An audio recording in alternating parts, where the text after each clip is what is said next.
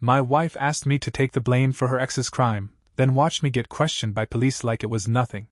Hi, I'm Jason, 37, and 3 hours ago, I watched my wife get arrested in the middle of a residential street, while her ex-boyfriend screamed at me from the back of a squad car. She said, "If you love me, you'll do it." So I did. I handed both of them to the police with dashcam footage, and I'm still shaking. But not with fear anymore. With relief. Because the moment she asked me to lie, for him, was the moment something broke clean in me. And I want to walk you through every second of how I got here. We've been married 4 years. Her name's Rachel. She works in marketing, I'm in IT support. Decent life, modest house, nothing flashy. No kids. We met at a barbecue, dated 2 years. It was fine. Not explosive, not dead. Just fine. 6 months ago, her ex-boyfriend moved back to town. The college love, kind of ex. You know the type. Tall, smooth, pharmaceutical money, teeth that glint. She told me they were reconnecting as friends. I tried to be the secure guy. The trusting husband. They got coffee. Then lunch. Then more stories about how well he was doing. Bought an Audi. Leading a team. Up for promotion. Blah blah blah. I didn't love it, but I stayed quiet. Figured it would fade. It didn't. Yesterday, Rachel and I were supposed to go to her sister's place for dinner. She asked if we could pick up the ex. His car was in the shop. I raised an eyebrow. She said, "It's just dinner. Don't be weird." I said fine. I drove. My reliable Honda Accord, equipped with a dash cam I installed last year after someone rear-ended me in a Walmart parking lot. Best $200 I've ever spent. He got in the back seat. Immediately started griping about how cramped it was. Said his Audi had massage seats. I ignored it. Rachel was on the phone with her mom, caught in some family drama. 10 minutes in, she asked me to pull over so she could pace while talking. I did. Quiet street. Nothing strange. Until the ex leaned forward and said, "Hey man, I'm gonna drive." What? He gets out. Opens my door. "You look tired. Come on. Let me." I said no. Then Rachel, my wife, comes back and says, "Let him, babe. You've been working so hard. Just relax." I froze. That look she gave me, it wasn't pleading. It was expectant. Like I was the unreasonable one. So, like an idiot, I got out. Moved to the passenger seat. Let the man I didn't trust drive my car with my wife behind me. He drove like a lunatic. Hard turns, barely slowing. We hit a 4-way stop. Another car was already waiting. He rolled through the stop. Tried to beat them. He didn't. They hit us. Full force, passenger side. Right where I was sitting. The impact felt like getting punched by a planet. Airbags. Glass. My arm slammed into the door. Ringing ears. Smoke. And in the chaos, I heard her say it. "Are you okay, baby?" To him. Not to me. To him. I climbed out of the wreckage through the driver's side. My door was jammed. My arm throbbed. I called 911. The other driver, an older woman, was shaken but okay. She was the one who'd been hit. By him.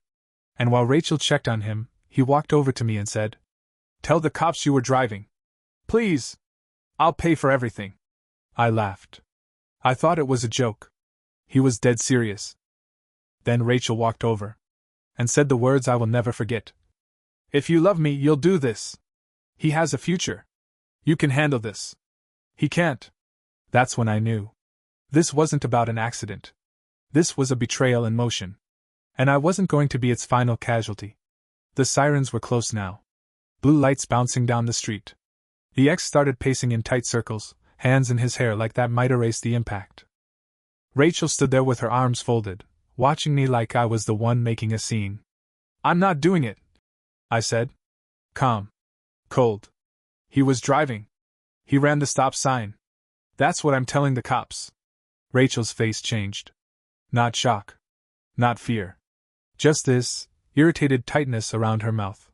"You're going to ruin his life." "No. He did that. I'm just not taking the fall for it." The squad car pulled up. 2 officers stepped out, 1 male, 1 female, both already assessing, scanning. They checked on the older woman first. She was trembling but said she didn't need medical attention. I did. My arm was stiffening, but I waved them off. Said I'd get it looked at later. The ex claimed his neck hurt.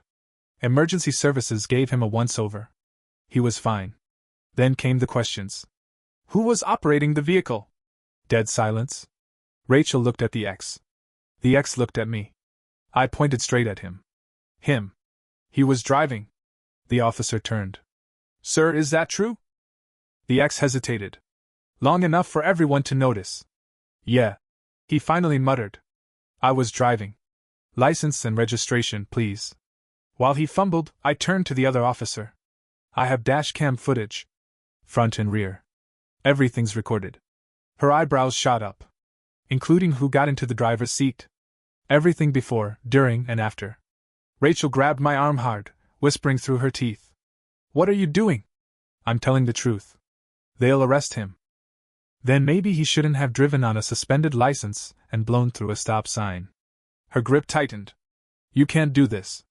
He'll lose his job. His license. Everything. I pulled away. And you were willing to let me lose mine. I handed the SD card to the officer. They took it to the squad car to review. Rachel followed me, hissing under her breath. You spiteful bastard. You don't love me. I turned to her. My voice low. Controlled. No. You don't love me. You wanted me to destroy myself for someone else's mistake. For your ex-boyfriend. And now you're mad I won't. 5 minutes later, the officer waved us over. They'd watched everything. From him yanking open my door, to Rachel saying, Honey, let him drive. To the crash. To the conversation afterward, where they both tried to convince me to take the blame. They arrested him on the spot. Driving with a suspended license. Causing an accident. Reckless endangerment. No insurance. Then they turned to Rachel. Asked for her statement. She lied. Said I offered to let him drive. Said it was my idea. I just looked at the officer and said, Play the audio. They did. The exact moment she said, Let him drive, babe. You've been working so hard. The officer nodded. Cuffed her. Conspiracy to file a false report. Attempted obstruction of justice. She didn't fight it. Didn't cry. She just turned and stared at me like she didn't recognize the man standing in front of her. And maybe she didn't. Because I was done being the man who bends until he breaks.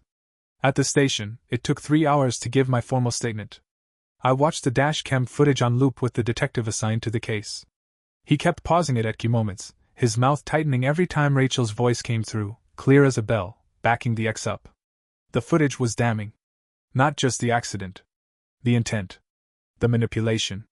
You could hear her say, He has a future. You can take the hit. That sentence broke something in me the first time. Hearing it played back for someone else's ears felt like getting gut-punched all over again. They kept the SD card as evidence. I gave them everything they needed. They thanked me for my honesty. Said most people wouldn't have had the presence of mind, or the footage, to protect themselves. By the time I got home, it was dark. Quiet.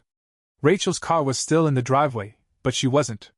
Still being processed, I guessed. The house felt unfamiliar, like I'd stepped into someone else's life. I sat on the couch in silence, staring at the floor. My phone buzzed nonstop. Her mom, her sister, her friends. What happened? Why isn't she answering? Where is she? I didn't answer anyone. What was I supposed to say? Your daughter got arrested for trying to manipulate her husband into taking the fall for her ex-boyfriend's crime. Hope the casserole's still warm. I was still sitting there, numb, when she made bail the next morning. She walked in like she just returned from the grocery store. Set her purse on the counter. Started making coffee. I stayed sitting at the kitchen table. We need to talk, she said, like I owed her an explanation. I didn't respond. You had me arrested, Jason. I told the truth. You didn't have to go that far. Rachel, you tried to get me to lie to the police. For him. She exhaled sharply. He lost his job. Good.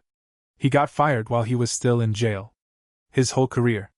He drove with a suspended license. Uninsured. He could have killed someone. It was one mistake. No. It was several. She looked stunned. Like she couldn't believe I was still standing my ground. I panicked. You know how he gets. He needed help. I just Are you sleeping with him? The question dropped like a hammer. She froze. Not for long. But long enough. No. Of course not. Really? Because you prioritized him over our marriage. Over me. That's not fair. It's exactly fair. I wasn't trying to hurt you. But you did. You tried to destroy my life to save his. That wasn't panic, Rachel. That was a choice. She sat down hard at the table across from me. I think we need space. There's no space big enough to fix this. Jason, come on. I'm filing for divorce. She blinked. You're being dramatic. That word again. Dramatic? I repeated slowly. I was almost arrested for a felony because you didn't want your ex-boyfriend to face the consequences of his actions. And you're calling me dramatic? She stood. Her voice raised. You're throwing away 4 years of marriage over one bad decision? I'm throwing it away because I finally see who you really are. She left. Slammed the door. Tires squealed out of the driveway like the ending to a bad movie. But this wasn't a movie. This was my life. And I had just chosen to stop being the guy who gets rewritten in someone else's plot. The divorce lawyer I hired came highly recommended. A friend of mine called him the human fire extinguisher. Calm, sharp, no fluff. He let me talk for about 10 minutes before cutting in gently with, let me guess. No kids. 4-year marriage. Joint assets? I nodded. He said, then here's what's going to happen. She'll get half the house equity. Half the joint savings. Half your retirement contributions made during the marriage. Probably walk away with $140,000 in assets. But the criminal charges give you leverage. She won't like it, but it won't stop the process. I asked if her arrest could block her from getting her share. No, he said. But it can kill any claims for spousal support. And it sends a strong message about character, especially if she tries to play the victim. I filed that same week. Grounds, irreconcilable differences. Kept the paperwork clean, no mention of her arrest unless her lawyer brought it up first. 2 days later she found out. She called me in full meltdown mode. You actually filed? You were serious? Very. I thought you were just angry. I thought we'd talk. We did talk. You just didn't listen. She sobbed. Jason, he means nothing to me. He needed help and I panicked. You told me he had a future. You begged me to protect it. What about mine? Silence. Then, please. Let's go to counseling. We can fix this. You asked me to commit a crime. There's nothing left to fix. That's when the flood started. Not from her. From her family. Her mother called first. Furious. How dare you abandon my daughter in her time of need? She asked me to take the fall for a car accident her ex caused. She made a mistake. She's been under so much pressure. She tried to manipulate me for 30 straight minutes. That's not panic. That's a con job. Click. Then came her father. Softer. Measured. The reasonable voice.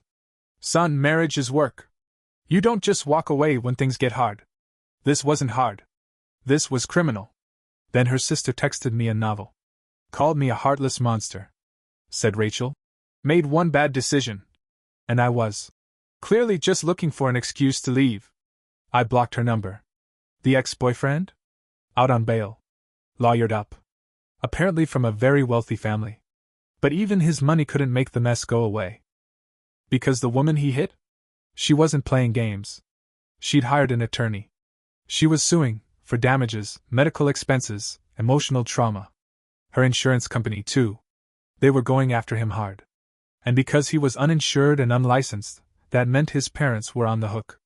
Estimate? Over $60,000.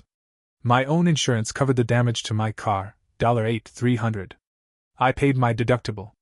My provider is now pursuing him for reimbursement. I don't expect they'll ever see a dime. He's back living with his parents. 34 years old, no license, no job, no car.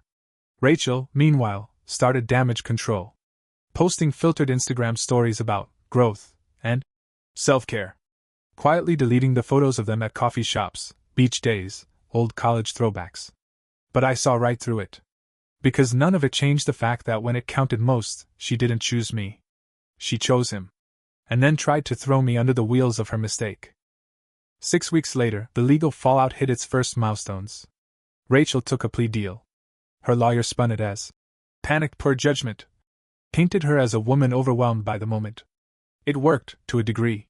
Misdemeanor. Attempting to file a false report. Sentence: 1 year probation, 80 hours of community service, $1,200 fine. No jail time. But a permanent stain on her record. Which, in marketing, where image is everything, is the career equivalent of walking around with a cracked tooth and pretending it's chic. The ex? Not so lucky. He refused a plea deal at first. Thought his high-priced lawyer could get him off. They couldn't. The dashcam footage was airtight. Crystal clear video. Studio quality audio. Him demanding to drive. Ignoring me. Rachel urging him on. The crash. The pleading. The manipulation afterward. The jury didn't deliberate long.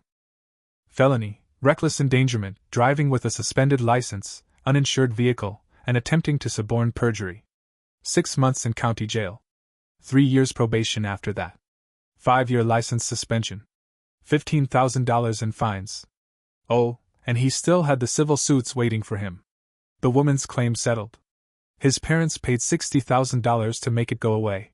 Drained a chunk of their retirement fund, from what I heard. My insurance company is still chasing him for their $8,300 payout. His parents are now making small payments, $350 a month. It'll take over 2 years just to clear that one. Rachel showed up at my door 3 weeks ago. I'd already changed the locks. She knocked. Then knocked louder.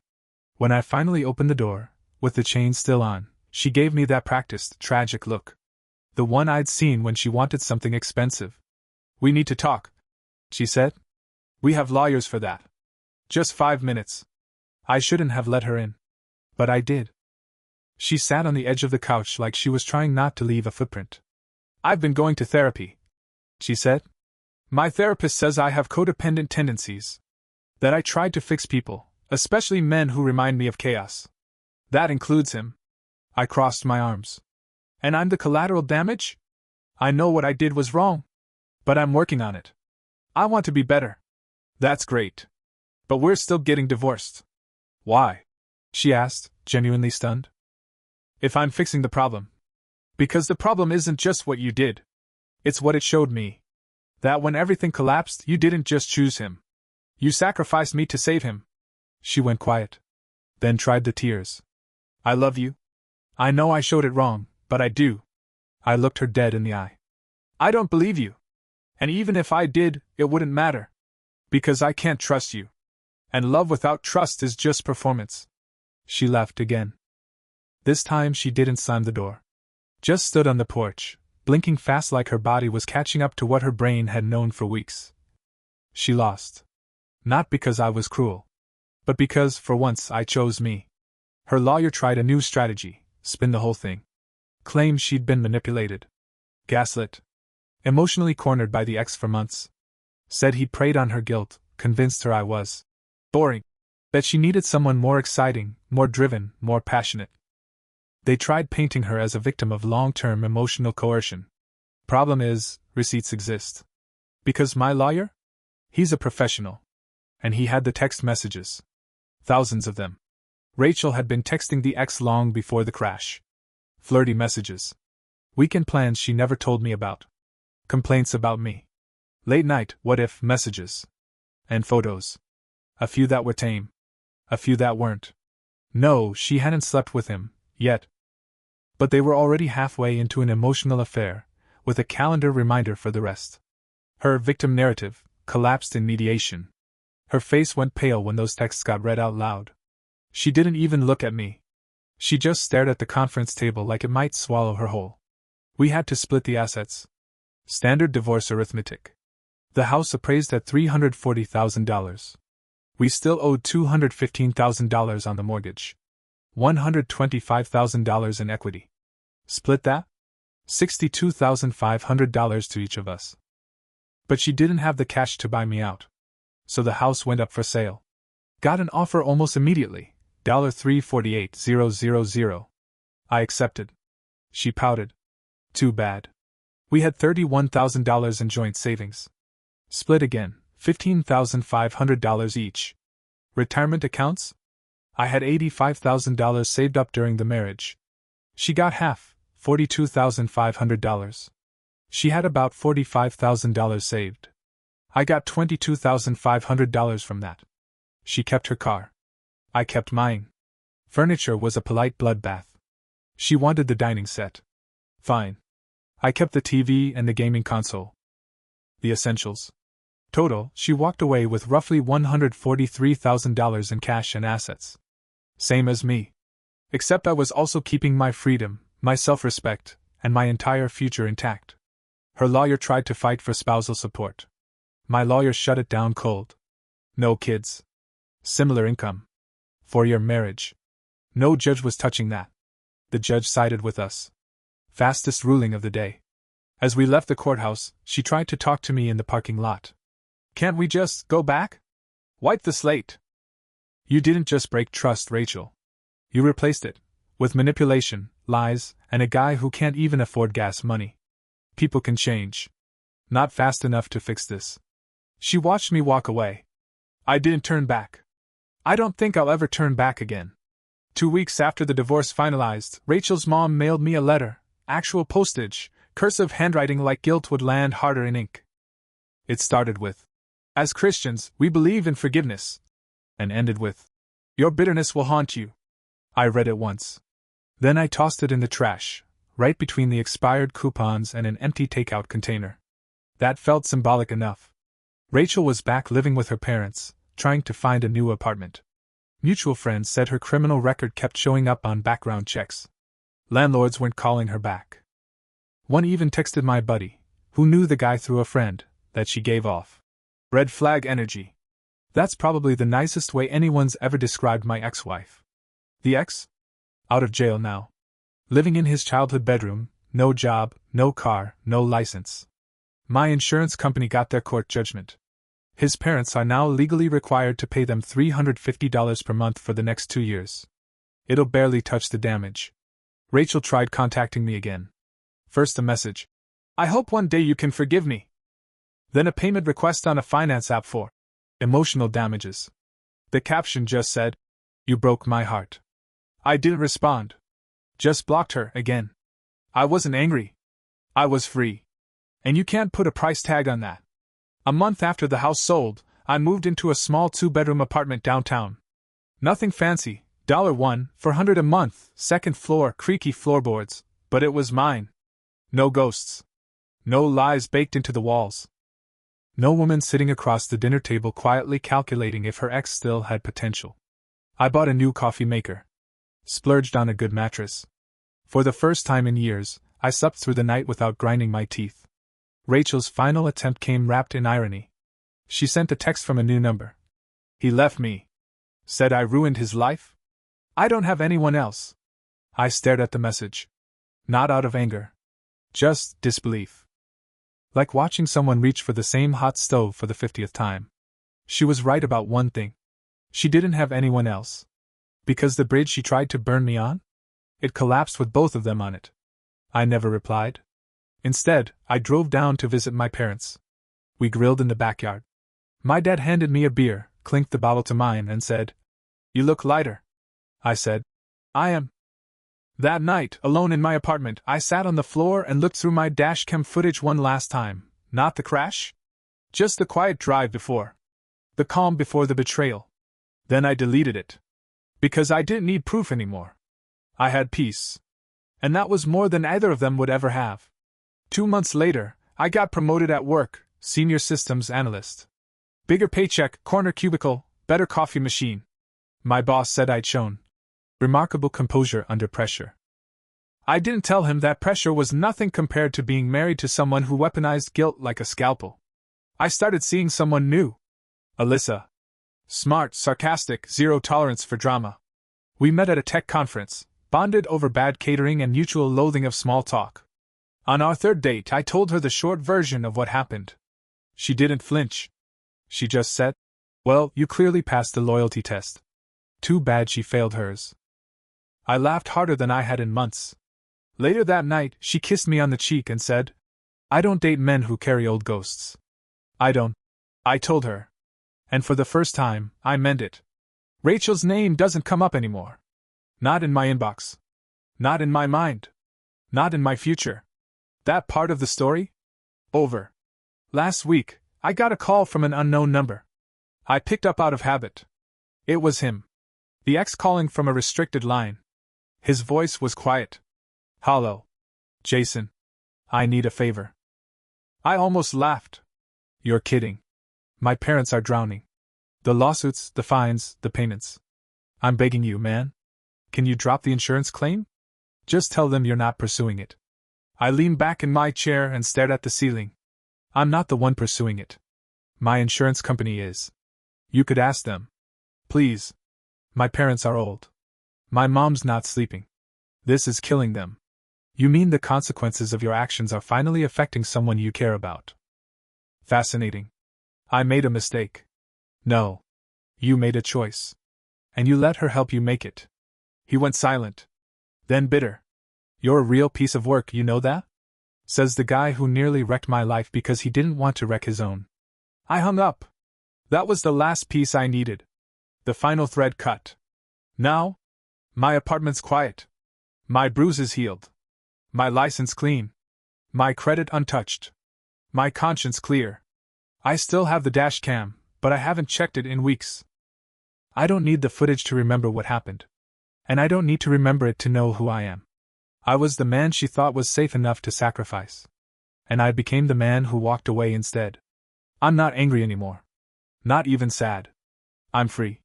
And that's the real happy ending.